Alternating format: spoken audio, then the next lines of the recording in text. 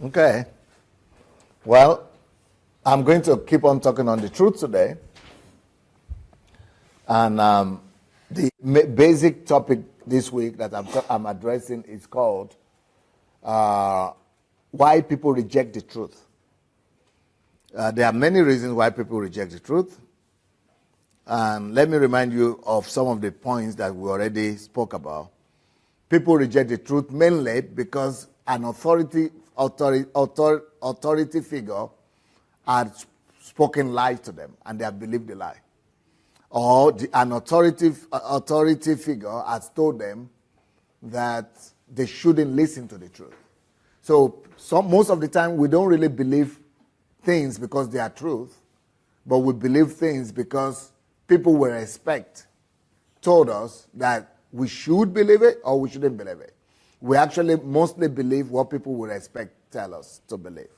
So that is with the role of authority figure, and that's the bad thing in the authority, in not finding out the truth for yourself.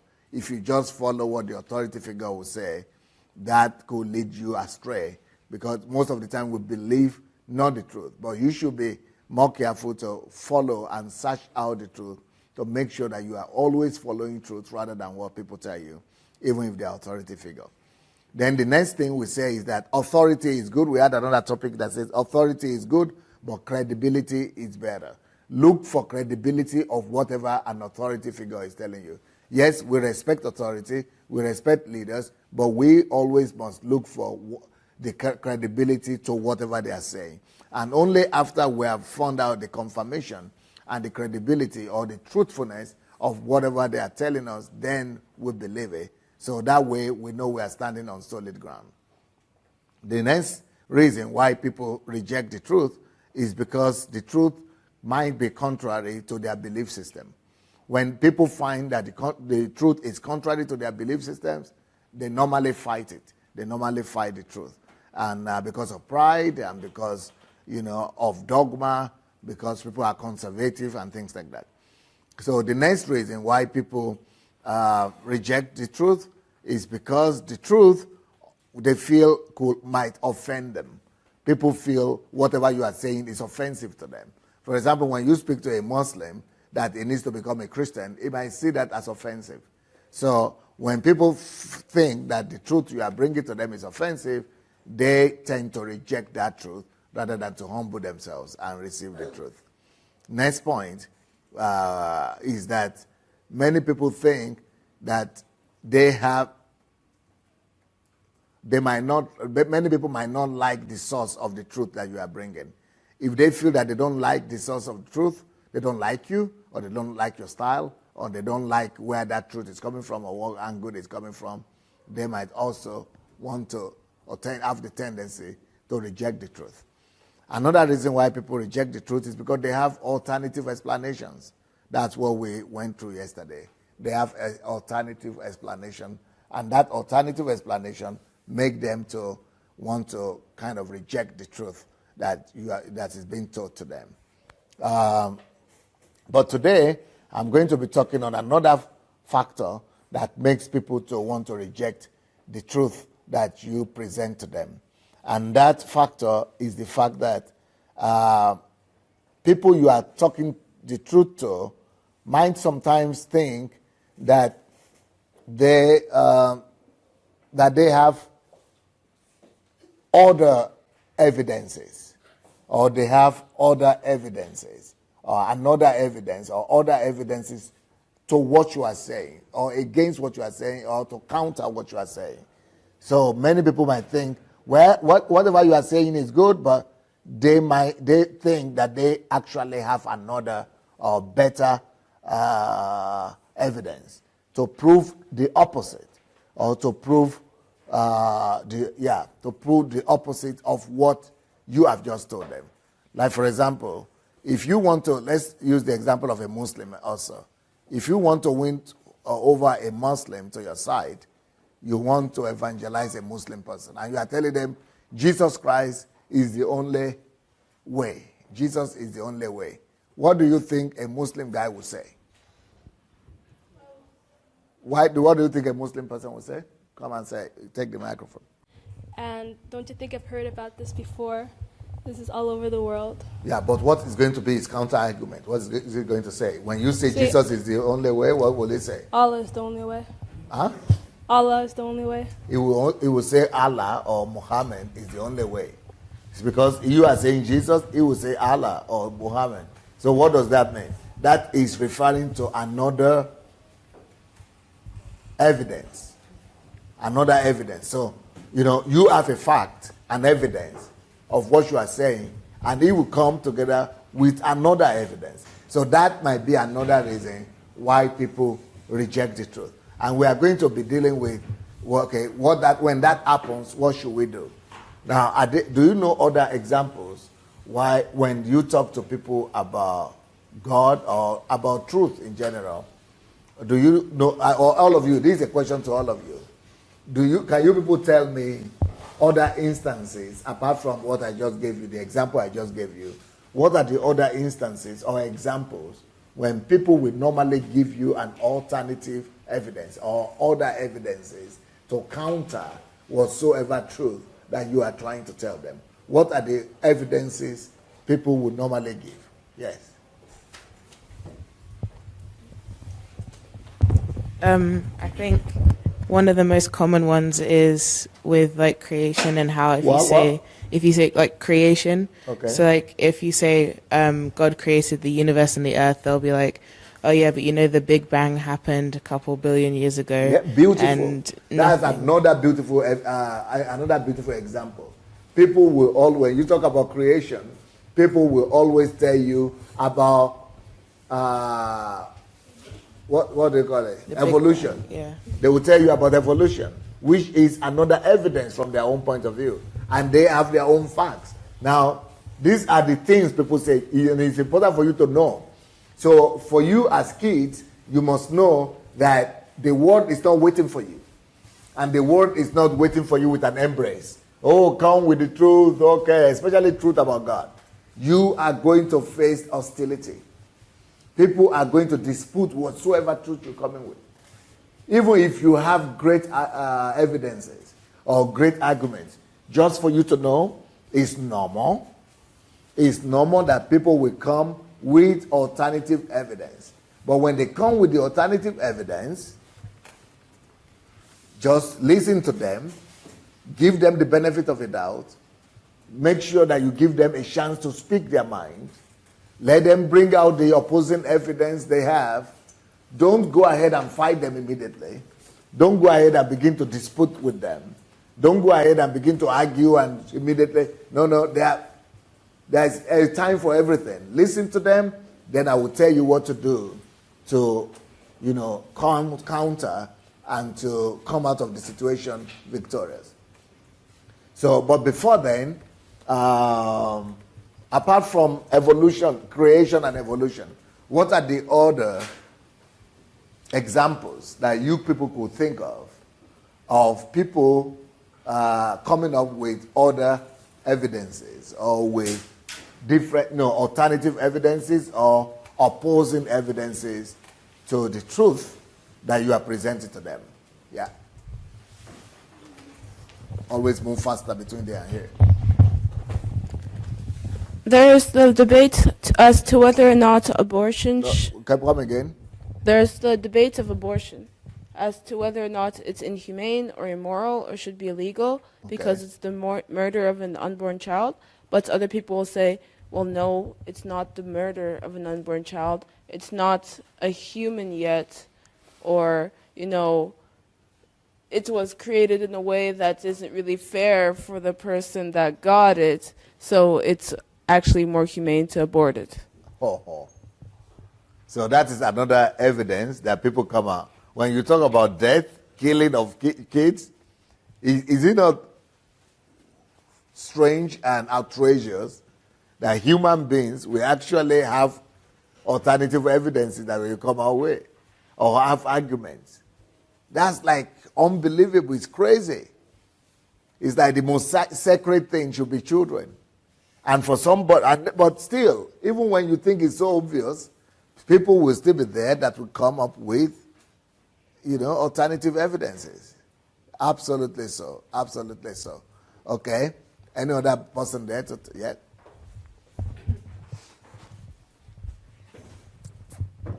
This has happened to me a lot. Like Louder a little bit. Okay. This has happened to me a lot. Like this girl that's in my school, I used to call her my friend, but she's okay. But so she comes from a Catholic family, but she turned atheist on her own. She decided to be pansexual, and pansexual means that you like everyone, as in transsexuals, girls, boys, doesn't matter. So she said that she wanted to be. She's pansexual, right? And I remember we were having this conversation because it was during RE, like a few years ago. We were having this conversation about God, and she was like, and she wasn't doing any work. She wasn't writing any of it down, and because it was about Christians at the time. And I was like, why aren't you writing anything down? And she's like, I don't believe in that crap. Like, why would I believe in that? Like, and then she asked the most stupid question. Okay, so she said, if there's a really a God, then why don't you see him when we're on planes? Yeah. So, and I was just shocked. Like, so you expect to see an invisible God when you're in the air? Okay. But yeah, it was just really something that I was just wondering, like, is this girl serious? And it's actually things that people think about, and I didn't realize it was possible for someone to actually think like that until she said it. So that's one of the things that might come. People will ask you, will try to have to come back at you with logic that doesn't even make sense, and you just have to. And my response to it was I just kept quiet because I don't know how to answer to such. Exactly, she just embarrassed herself. So I didn't know how to answer that, so I just kept quiet. So that's what happened to me. Okay, so that is another example of when we come up with the truth, to be prepared and to always know that there will always be somebody there that will come up with other evidences or opposing evidences. And they will have some evidences that they will use. Any other example like that? Any other person wants to tell us other examples of opposing evidences to truth that people normally use, please?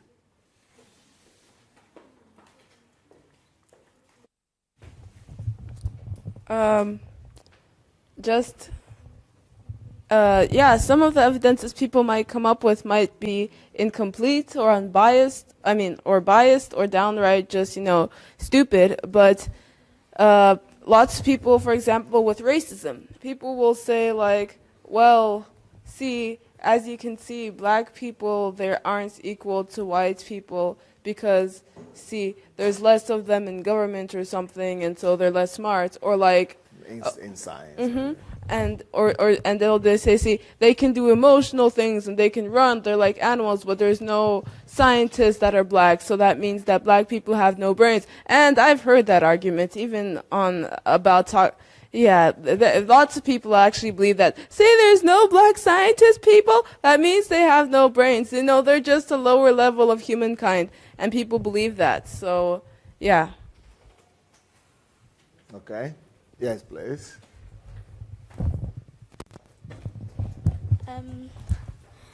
In school, we were learning about RE, and about who? We were learning RE and Henri? RE. Okay. And the topic was about Buddhism, and some of the Christians. Buddhism. Yeah. Okay. Some of the Christians there didn't really want to learn that religion, so they started ignoring the lesson and closing their ears and saying, why should I listen to this religion and how they do their things when I'm a Christian and I have a different one. Okay. What do you think about that? It is a bit true, but they everybody has their own religion and that we learn about it in school just to know all the different kinds of religions people have. Yes, and when you learn about them, about other religions, then you too will be able to have your own opposing evidences. So that when you know about Buddhism and anybody wants to talk to you about Buddhism next time, you know enough to be able to come up with a counter argument or alternative explanation of your own or other opposing facts or evidence that you could use to actually counter the argument of Buddhism or any other religion. So it's not bad to actually learn about other religion. Sometimes it's good because it gives you a good standing so that you'll be able to present your own argument, counter argument, either alternative explanations or opposing views, opposing evidences in a more convincing way, in a more convincing manner. Okay. Anybody else want to say anything about that? Yep. Good evening, everyone. It's regarding the Muslim thing you were saying the other time. Because one of my colleagues is a Muslim, and because he told me that Christian, that we don't have complete way of serving God. He said I should go and listen to their Islamic thing. So I told him that I'm not going to have any argument with you, but do you know that Jesus is the way, the truth, and life? I said, do you know Jesus? He said, yes, I know Jesus. Jesus is part of the prophet and all that. I said, forget about that. But Jesus is the truth, the life, the truth and life, the only way. He said, okay, well, yes, it might be. And so he couldn't say anything again. I said, I don't want to have any discussion. If you don't have Jesus, that means you're not going to be with God because it's the only way through which you can know God. So that he kept quiet. He couldn't argue with me. So Okay. that was the only thing. Good evening, everybody. I just thought I'll add this. People say, well, if there is God, how come there's so much suffering in the world? I'm sure you've heard that. And that's what a lot of young people come across and how we respond to that. I'm sure Pastor Sunday will help us with that this evening. Okay. Yeah, so that's another way of looking at it. That's another thing people say, for sure. People mention that a lot. They say, why do you have wars? Why do we have hunger? Why do we have bad things happening in the world? Any other person want to say anything about this? Okay. So let me give you other examples of people trying to find alternative arguments or evidences to the truth. Like, for example, do you remember this instance, the situation whereby Moses went to the mountain to be with God? And while he was away in the mountain, he left his brother Aaron on the ground. And Aaron was supposed to manage and keep the people. But the people put so much pressure on Aaron so that Aaron will come up with an alternative evidence of God. Because Moses was always producing the evidence of God with his rod and everything, but he was no more there. And people, so it is a natural tendency with people. Just know that when you are presenting the truth and people are coming up with alternative or opposing evidences, just relax and know this is just the nature of people. People cannot live without some explanation or without some proofs. And, you know, they are coming up with alternative things upon which they base their lives and that they use to comfort themselves and that they use to give themselves some peace of mind in the meanwhile, but it's still not the truth. And we will soon find out how to deal with that, with those kind of people and how to use the truth to convince them or win the argument. Now, let me give you another example before we do that. Do you remember the story of the spies, the story of the spies? And God actually sent out how many spies? How many of you remember? 12 spies. God sent out 12 spies. And God told them to go conquer the land, which means it is really possible to conquer the land. But instead of them going to conquer the land, Satan presented them with opposing evidences. Opposing evidence. And do you know what happened? Who could tell me what happened? Some of the sky. Okay, go ahead and tell us what happened.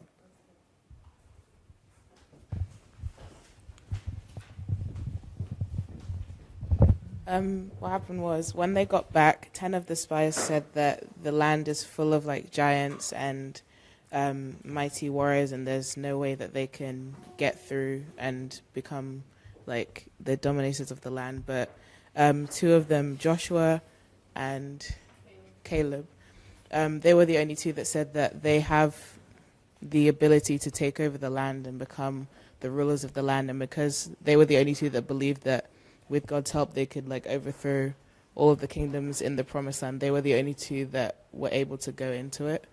So I guess it's like, instead of seeing the popular view that is an alternative to the truth, instead of following what the crowd thinks is right, if you stay with what you know is the truth and stay on what God says, then you'll reap the rewards of your faith. Okay, so what do you think happened in that particular situation? Well, they were all faced with the same. What those people, those 10 people, what happened to them? They believed the lie that. They believed the alternative evidence. Yeah. The opposing evidence.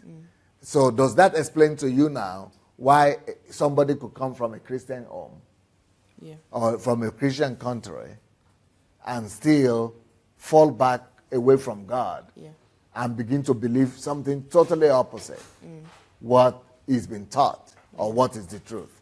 Can you explain that dynamic to me, or anybody else would like to explain why that kind of thing happened on the basis of this story? I guess in terms of this story, and also in real life, like how you were saying, people come from Christian homes and they still fall. I guess it's because even though they were brought up like to believe in God and trust Him through the trials and tribulations of life, it can seem very overwhelming when your opinion that it's going to get better is the most unpopular one. So they tend to just fall and agree with the crowd to be accepted. So, like, I've seen so many videos of like people who were like, "Oh, I used to be Christian, but then this happened, and now I don't believe in God anymore," or "I went through this, and now I know that God doesn't exist because He didn't help me through it," or whatever. So it's like, I think in terms of the story, because they saw the opposition they were faced with, they immediately doubted there was any possibility of them like having the strength to overcome it. So the alternative evidence seemed more possible for them in that sense. Okay, so can anybody answer this question? Were there some understandable reasons why those 10 spies, because 10, that was the majority. For the majority to actually go to the opposite direction, there must be some convincing and overwhelming reasons why they did that. So were there some overwhelming evidences or reasons or some arguments that we could actually say, yes, that is the reason why these people believed and moved to the other side? Is there any no, not really justifiable. What are the arguments? What convinced 10 out of 12? What will you people say about that? Yeah.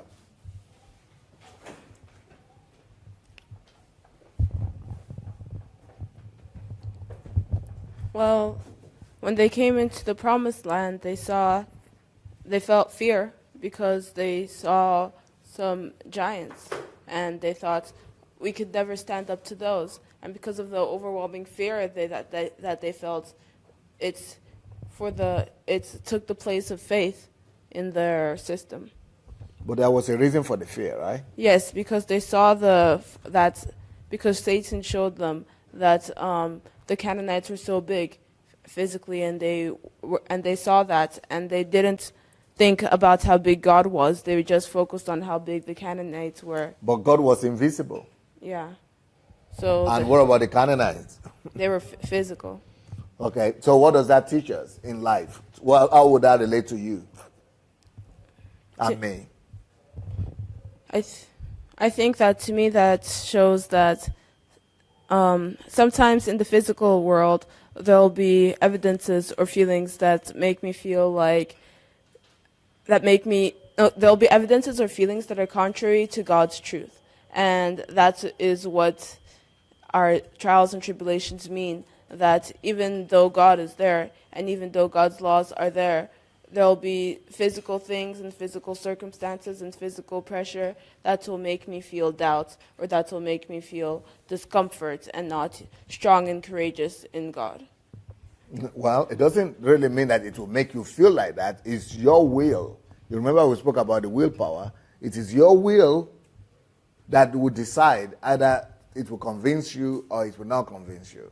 But the fact is that in life there will be circumstances or instances or situations when physical evidences could be much more overwhelming over the truth. That is to say, it is possible for the truth to be overwhelmed by physical evidences. That also means that it is possible that the truth will be subdued by the sheer majority or the quantity or the size of physical evidences. It also does mean that the truth could often be in the minority. So, majority does not equate to truth. What about overwhelming physical evidences? Also does not always point to the truth. So when you go to churches where people are always saying, we have many people here maybe, that doesn't always talk about the truth. Or when you go to churches where people have overwhelming signs and wonders and miracles, does that always indicate the truth? Well, if you go to my country where I come from, it is the size of the crowd or the outrageousness of the miracles that carry the day. Because people don't know that the truth is almost always subtle. The truth is almost always non-violent, not as aggressive and as violent as physical evidences are. And what people don't often know is that the truth is not always evidently visible to the physical eye as much as the physical evidences are. So it means that the giants that those spies saw were too overwhelming for them. They were too convincing evidence for them because they had the word of the Lord, but the word of the Lord was not visible. But the giants were real. So they fell for the physical evidences. So my question to you is, what is that teaching you? When you go to your school or your classroom or your college and you are the only one person who is a Christian in the class or in the school, you are in the minority. Or you have all the people in the class or in the school so lousy and so big and so noisy and so evidently stronger and more imposing, telling you that whatever you believe is rubbish. and there is nobody to stand with you, to side by you, and is that enough a reason to take their arguments as the truth? Or what is this lesson teaching you? Because yes, they came back and there were only 2 people standing, 10, majority were against them. They believed that the evidences, the alternative evidences were more convincing than the truth. But at the end of the day, we know what happened to the 10 people. They didn't enter the promised land. And the 2 people were the only ones who entered the promised land. So how is that going to help you? That's my question to you guys. How is that going to help you when you go to college, or in the street, or at work, or in school, or in your classroom? Anybody want to answer that question? How is this example going to help you to stand for your truth as against the overwhelming and the more convincing physical, material evidences of the opposing camp?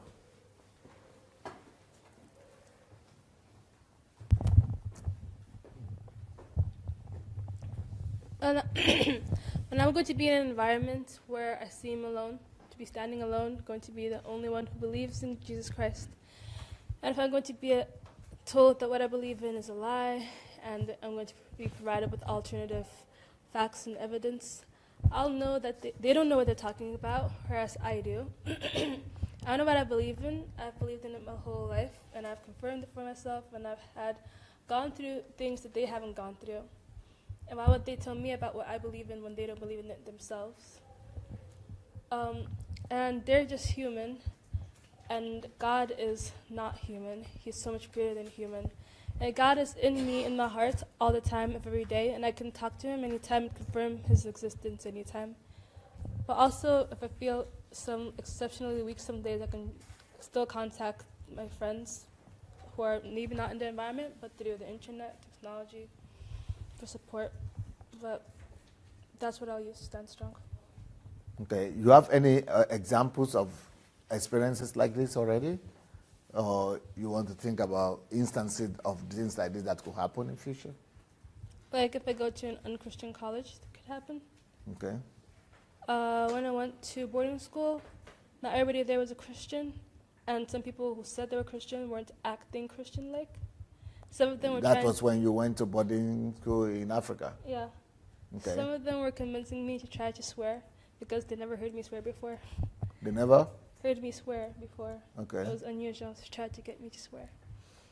So those are examples. Okay. Any other person want to answer that question? How do you think this example could help you in your life? Okay. No more examples. No more examples on that. Okay. What about, let me give you another kind of reality that makes people to also change their position of truth. Like I said, one of the reasons why people reject the truth and put pressure on you to reject the truth that you know is because of situation and circumstance. Let me give you another example when the truth is clear, but people reject the truth. That is another example is like in the case of the children of Israel as well. And with the children of Israel, you remember when they were in the wilderness? And in the wilderness, they were always having one crisis or the other. Either there was not enough food, or not enough water, or there are some challenges in front of them. And they feel like they are going to die, really die in the wilderness. How many of you remember what some of them started saying to Moses? Yeah?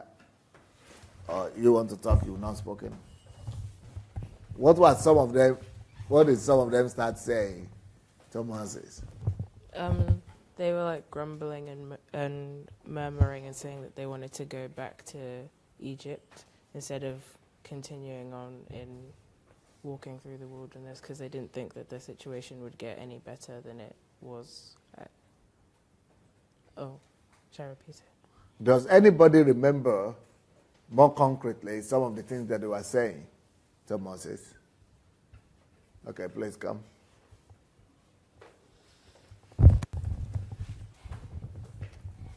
Well, whenever they went through trouble in the wilderness, first of all, they said that that Moses was evil for taking them out of Egypt and bringing them there because they were safe in Egypt and they had no problems in Egypt. But now that they had come out, all of these problems had arisen. So they just start kind of deforming and distorting images of the past in their heads just because they were so upset at their current discomfort.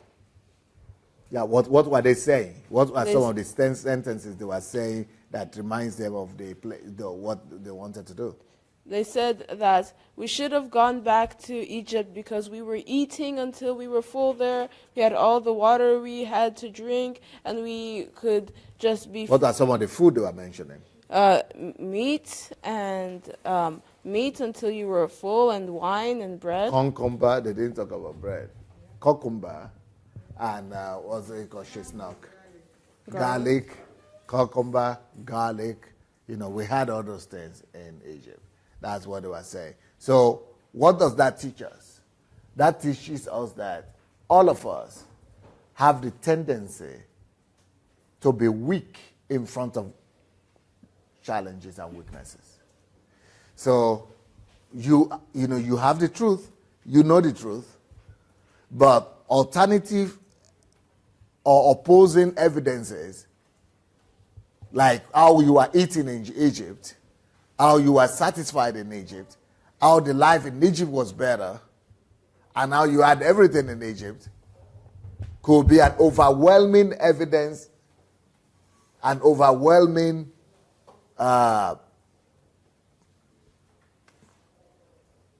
argument to want to make you reconsider the truth. So that is another reason right there, another reason that makes people to want to go back or reject the truth is because of temporary difficulties, because of challenges. Okay, for example, in my country, Nigeria, many people will tell me that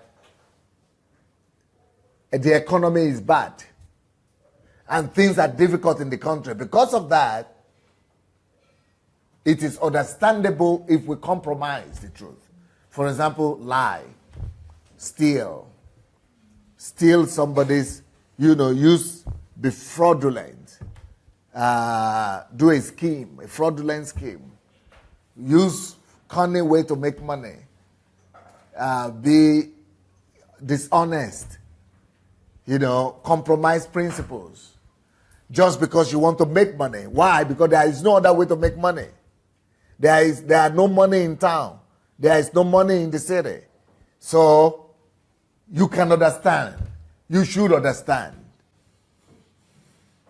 Now, the question I have for you is, are difficulties enough reason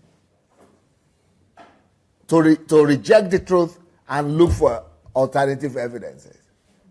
Anybody wants to talk about that? Judah? Are you raising up your hand? No? Okay.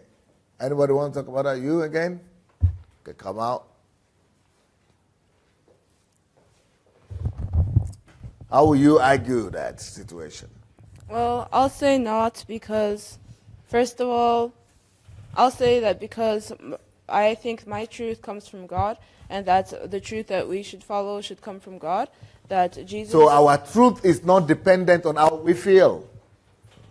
Truth should not be dependent on your feeling. And truth should not be dependent on the situation. Truth also should not be dependent on the circumstances. Truth cannot be dependent on how you are feeling, either you are feeling bad or the thing is going to be bad for you or good for you. Truth is above you. Truth is above your feelings. Truth is above your circumstances. Truth is above your profit or your reward or your losses in this situation. Truth is always above and paramount and absolute. So because truth comes from God, Even if you are going to die, you should still die on the side of truth. Yes. Or I'm hearing your arguments. All right. Exactly. And also, if you're experiencing difficulty and you think that for that reason you should reconsider truth, that's not an option, because truth is something that can't be changed. It's absolute. But your difficulty, it's temporary. And truth and proof of that is that you're feeling uncomfortable. You're feeling like things were better. That means before in your life you weren't in that difficulty. That means your difficulty is less eternal and it's less significant than the truth. So you can't say that the truth is tainted or lowered in authority because of this temporary difficulty. It doesn't make sense. And also Jesus, he even went through difficulties in order to save our sins, and save us from our sins, in order to bring us life. Even when his flesh was weak, and even when he wanted God to take the cup away, he still went ahead and did.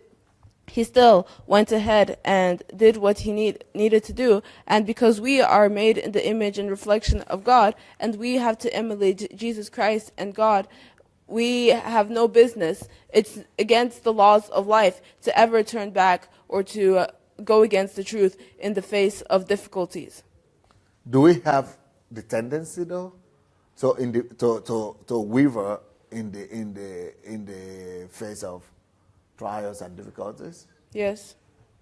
And even Jesus, before, very close to his crucifixion, had those problems. Okay. Anybody wants to add to that? Yeah, please. It just kind of reminded me of something you were saying earlier about willpower. Like how, yes, we do have the tendency to like sometimes doubt the truth, but that's just human nature, and we're not perfect, so we can't expect ourselves to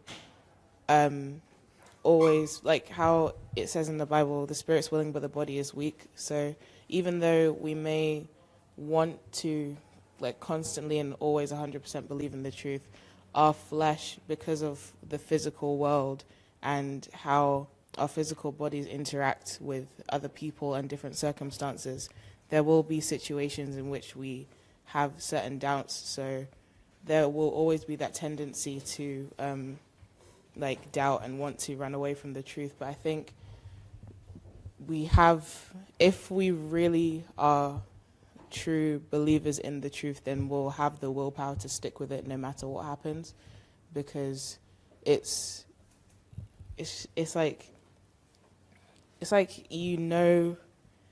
almost you know the end from where you are, so you know it's going to get better, but you just have to go through the middle and get there. So if we, like, even though it may be difficult, if we like push forward and go through with all of our strength and everything that we've got, then it would be less of a situation that we turn and run away from it. If that makes sense. Okay, thank you. If nobody wants to add to that, or is there anybody wants to add to that? If nobody wants to add to that, I'm going to read from the story of Moses, just to show us how to handle this kind of situation. When we face circumstances or situation when people present to us alternative evidences, or when they present to us opposing evidences, opposing proofs, how do we conquer that? How do we, how do we defeat the opposing evidences that are rising against the truth, that are brought against us or against our truth? So let's open the Bible to the book of Exodus, chapter 7. Paul, will you come and read to us? Okay. You have your own Bible? I have my mobile Bible. Okay. Read Exodus chapter 7 from verses 8 to the end. All right. The Lord said to Moses and Aaron, "When Pharaoh says to you, 'Perform a miracle,' then say to Aaron, 'Take your staff and throw it down before Pharaoh, and it will become a snake.' So Moses and Aaron went down to Pharaoh and did just as the Lord commanded. Aaron threw his staff down in front of Pharaoh and his officials, and it became a snake. Pharaoh then summoned the wise men and sorcerers, and the Egyptian magicians also did the same thing by their secret arts. Each one of them threw down his staff, and it became a snake. But Aaron's staff swallowed up their staffs. Yet Pharaoh's heart became hard, and he would not listen to them, just as the Lord had said. Okay. Before we continue to read, what are the principles that you could tell me that is applied by Aaron here and Moses that I told you 2 days ago? 2 days ago, I told you some principles about affirming the truth that is applied here. And how do you conquer and overcome opposing evidences? What you do, one of the things that you can do is that you... What did we see here? They used the instruments and tools. They used what they had. They worked on they aggressively fought, but... Okay. First of all, they were unrelentant in their efforts. Okay. They kept on being violent and aggressive. Okay, for example, if I did something normally, if God said, go and perform this miracle, you would put this down, it will become a snake, and naturally another person comes and does the same thing. Naturally, what happens to you? You are supposed to be demoralized. You are supposed to be, wow, I'm gone. Wow, I'm gone. I'm finished. Wow, I'm finished. That's it. That is the normal, natural response. But instead of responding like that, what did Aaron do? What did Aaron and Moses do? They were unrelentant. Am I using the right word? Relentless. No. They didn't back out. Unrelenting? Yeah, they didn't relent. They were unrelenting in their efforts. They intensify. You remember we spoke about intensity. They intensified their efforts. They became aggressive. They became more aggressive in their truth. They became aggressive in affirming the truth. And they also became unrelenting in their efforts. They knew that God is on their side. They knew that their truth is superior. So they were reaffirming their confidence in their truth.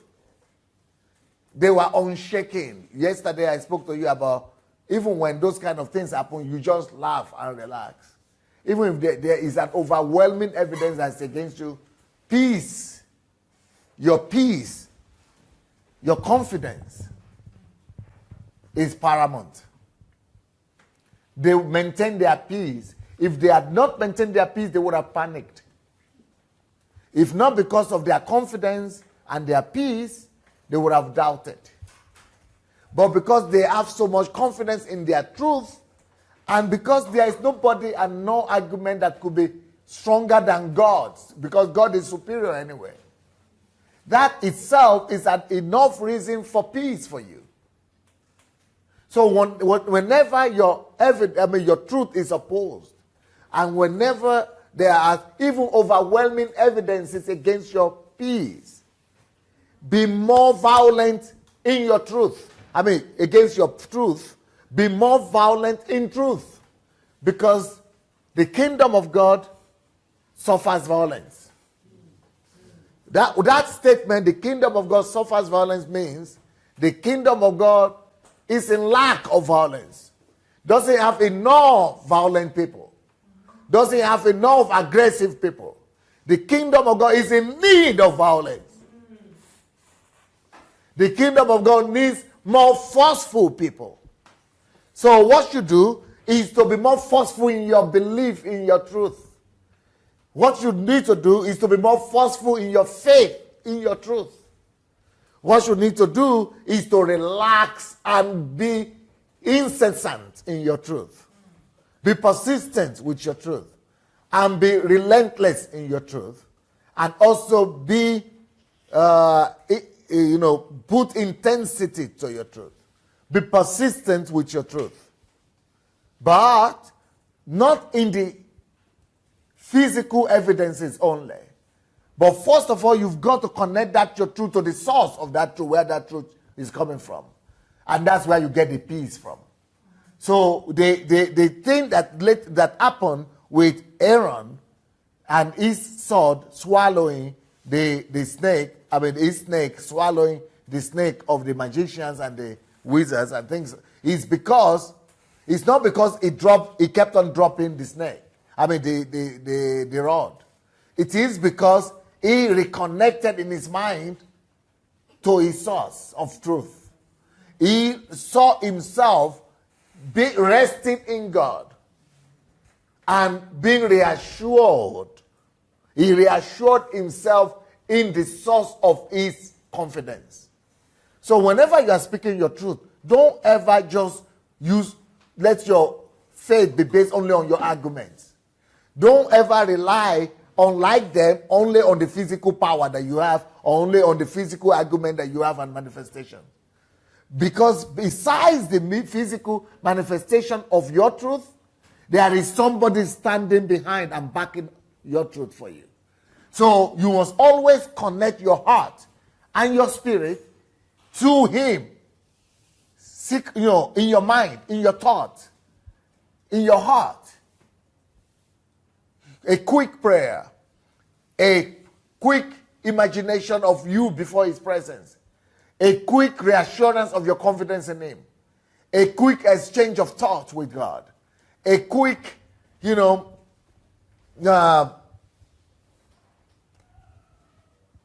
imagination, a quick moment of imagination, imagining yourself before him or beside him, a quick, refreshing of his promises that I will never leave you nor forsake you.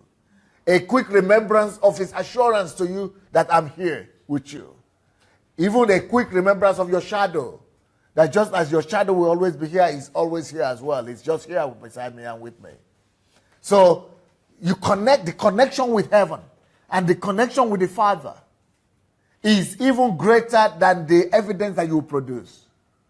That is where your confidence comes from. And it is when that your contact is intact, when that your relationship is fresh, when that your confidence is based on his abiding presence with you. That is where your overwhelming confidence comes from. That's where your faith in the truth comes from. And it is that your faith and freshness in the truth and faith in him, in the author of that truth, that now produces the evidence, the overwhelming evidence that no force of the enemy will be able to withstand. So don't just be focused on the physical evidence that you have. Sometimes when we are smart, or when we have the proofs and the arguments, we only use the arguments as our defense. We only use the proof and the facts to speak for us. But that is not enough. You always need to be aware that there is somebody standing behind your truth.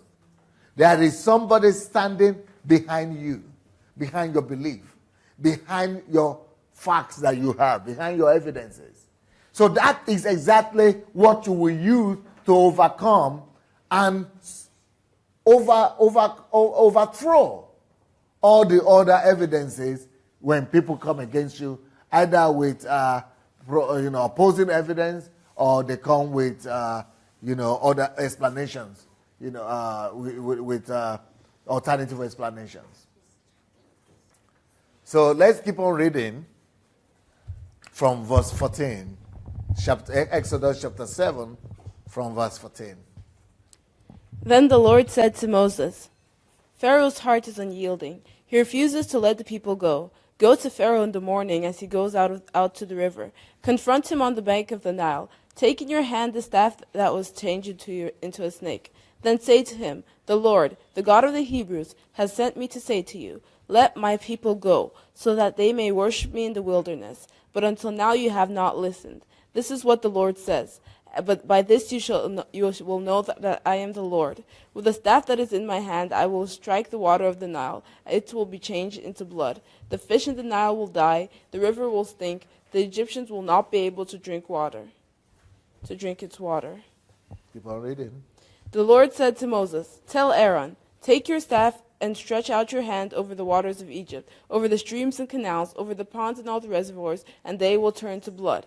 Blood everywhere will be everywhere in Egypt, even in the vessels of wood and stone." Moses and Aaron did just as the Lord had commanded.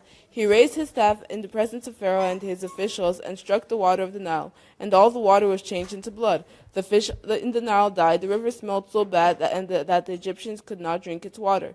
Blood was everywhere in Egypt. But the Egyptians and magicians did the same things by their secret arts, and Pharaoh's heart became hard. He would not listen to Moses and Aaron, just as the Lord had said. Instead, he turned and went into his palace, and did not even take this to heart. All the Egyptians dug along the Nile to get drinking water, because they could not drink the water of the river. Okay. Before I address this situation here, what's your name again? Imisi. Now, Imisi, you are the exact, and other people here, you are the exact example of Imisi here. Here, look here. Because of the bee flying, Imisi is no more listening to what we are doing here. Imisi, you are not listening to the teaching because you are more afraid of the bee. Yeah? You are more afraid of the bee. So anything that was happening here was no more concerning you. Why? Because you lost focus of the truth. The truth is that there are elderly people here who will take care of it. The truth is that if it does not hurt anyone, it will not hurt you. The truth is that you don't have, you are safe because everybody else is safe. But you are more. That is what happens in life. You are more distracted by the alternative evidence, the fear. That's what Satan wants. Satan always wants you to fear. And Satan wants you to look more at the fear, at the evidence, the alternative evidence than on the truth. So learn to focus on the good side than the bad side. Okay? It's okay. It's okay. Okay. So what did we see here? What we saw here is that Satan also kept on doing the bad things. But now, all of you now, the lesson is for you, not for Imesi anymore. Because the same thing is happening now. You are also supposed to be listening to me rather than to Imesi that is crying. That is not the truth. That is the distraction. The truth is here. So you need to focus here. Okay? Sydney, here. Yeah, you need to focus here. So the truth is that even though the wizards and the witches and the magicians kept on doing the miracles and repeating the same miracles that Moses and Aaron did, Aaron and Egypt were not phased. I mean, Aaron and Moses were not phased. And the evidence that they were not phased is because they maintained their peace. Because they could maintain their peace because they had their confidence in God. Their confidence was still in God. They kept their peace, and that is a sign of faith. When you are able to maintain your peace, it means you have faith. You have faith in somebody that is more than anything that is happening in the physical realm. So when things are rough and things look to be against you in the physical realm, reconnect with God. It takes very fast. It's very fast for you to reconnect to God. Just a second, less than a second. God is ever present here. Just turn your thoughts to Him. Switch your mind to Him. And put yourself under His cover. Once you have done that, put your confidence in Him, then they could walk out. They actually went out from there. You need that? Are you okay? They went out from there. And because they went out from there, you know what happened? God struck. without their presence. They didn't need to be there anymore. And God struck. God spoke for them. Even though they had left the stage, but the God that they had confidence in, and because their confidence was still in God, God cleared the situation, spoke on their behalf, even when they had gone, but they maintained their peace and they maintained their faith, and that their faith made God to work for them. So that's an example of how you all are supposed to behave when you face situations and circumstances when you are in the minority, or when there are overwhelming evidences against you, against your truth, or when there are, when you don't have arguments anymore. You know what to do. You are, first of all, connecting to God, who is your source, who has sent you. And from there, you act, and you are more persistent, you are more aggressive, you are more,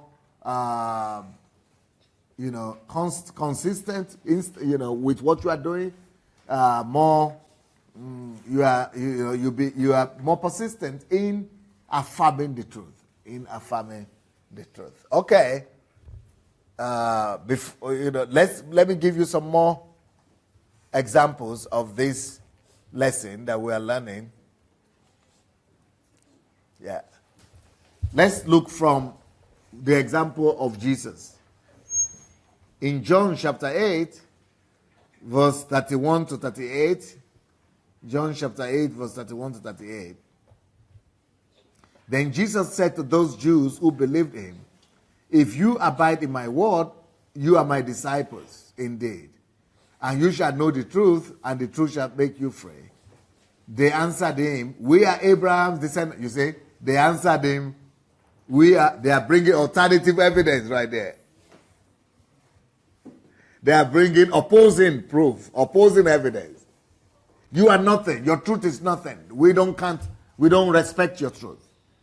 Because we have an alternative proof. We have an opposing evidence. We are Abraham's descendants and have never been in bondage to anyone. How can you say you will be made free? Jesus answered and said, "Most assuredly I say to you, whoever commits sin is a slave of sin. And a slave does not abide in the house forever, but a son abides forever." Therefore, you see, Jesus is using the same principle. He keeps on being persistent. He keeps on being aggressive. He keeps on affirming the truth. He keeps on establishing, consistent with the truth and his position of, he's been aggressive with them. He's been violent, even with truth. You remember when we spoke about violent love? Aggressive love, aggressive truth, aggressive peace. These are the principles here. Aggressive truth is establishing and proclaiming the truth aggressively. And a slave does not abide in the house forever, but a son abides forever. Therefore, if the Son makes you free, you shall be free indeed. I know that you are Abraham's descendants, but you seek to kill me because my word has no place in you.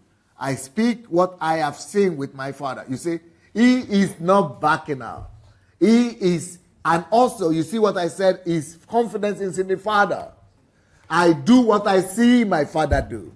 I speak what I've seen with my Father. You see, he's connecting himself back to the source of truth. That is his source of confidence. He's not relying on his words. His source of confidence is not his proof, his facts, his arguments, but he's connecting back to the source, to the Father that sends him. So, I speak what I have seen with my Father, and you do what you have seen with your Father.